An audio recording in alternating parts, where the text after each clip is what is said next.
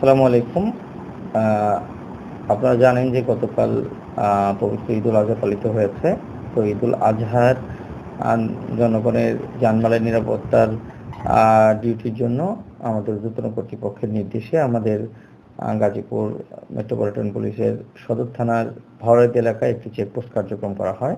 সেই চেকপোস্ট কার্যক্রম চলাকালীন আমাদের ওখানকার যে আমাদের সদর থানার ওসি নিজেই ওখানকার চেকপোস্ট তদারকি করেছেন এবং ওই রাতে আমাদের সদর থানার সদর জোনের এসি দিন আলম সাহেব ওনার দুজনেই ওখানে চেকপোস্ট পরিচালনা করছিলেন এবং ওই সময় একটা প্রবক্স রঙের প্রাইভেট কার আসে, সেটাকে চ্যালেঞ্জ করলে সেটি পুলিশকে চ্যালেঞ্জ করে এবং সেটি পালিয়ে যাওয়ার চেষ্টা করলে আমার ওখানকার কর্তব্যরত পুলিশ ফোর্স এবং আমাদের এই এসি এবং ওসি নির্দেশক্রমে সেখানে তাদেরকে 3 রাউন্ড ফাঁকা গুলি ছুড়লে তারা দুষ্কৃতিকারীরা সেখান থেকে গাড়ি ফেলে জঙ্গলের ভিতরে ঢুকে যায় এবং পরবর্তীতে সকল ফোর্স অফিসার জঙ্গলের ভিতরে অভিযান পরিচালনা করে এবং অভিযান পরিচালনা শেষ করে তাদের ফেলে যাওয়া গাড়ি তল্লাশি করা হয়।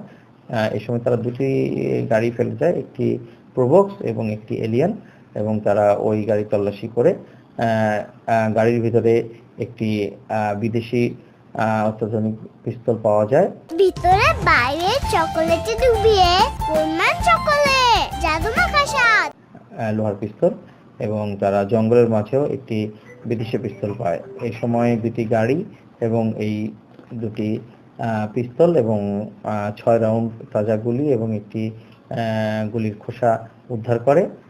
এই ঘটনায় আমাদের সদর থানায় দ্য আর্মস অ্যাক্ট অনুযায়ী একটি নিয়মিত মামলা রুজু হচ্ছে। আমরা একজনকে গ্রেফতার করতে সক্ষম হয়েছি, বাকিদের ব্যাপারে আমাদের অভিযান এখনো পরিচালিত হচ্ছে।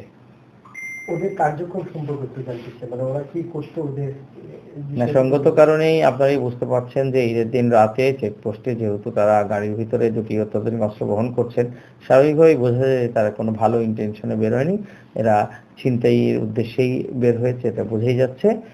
আর যেহেতু এটা তারা সংখ্যায় 3 থেকে 4 জন ছিল, তাই সে কারণে এটি ডাকাতিও বলা যাচ্ছে না, তবে এরা চুরি এবং ছিনতাইয়ের উদ্দেশ্যেই বের হয়েছে মনে স্পষ্ট প্রতীয়মান।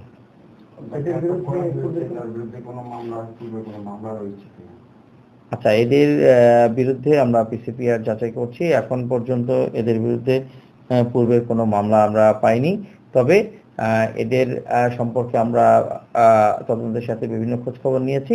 এরা স্থানীয় বা বিভিন্ন যে কোনোই হোক, তাদের তথ্য প্রযুক্তিতেও তাদের যে মুভমেন্ট, তাদেরকে আমার মনে হচ্ছে যে তারা কোনো মানে ভালো প্রকৃতির ছেলে না, তারা অবশ্যই এই সন্ত্রাসী প্রকৃতির ছেলে।